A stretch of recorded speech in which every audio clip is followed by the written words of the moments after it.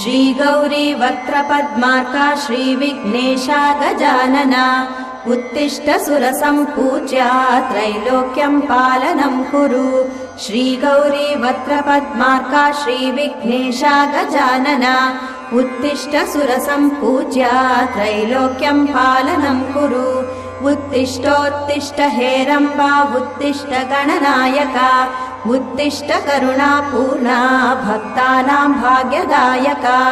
उत्तिष्ठोत्तिष्ठ हेरम्बा उत्तिष्ठ गणनायका उत्तिष्ठ करुणापूर्णा भक्तानां भाग्यदायका।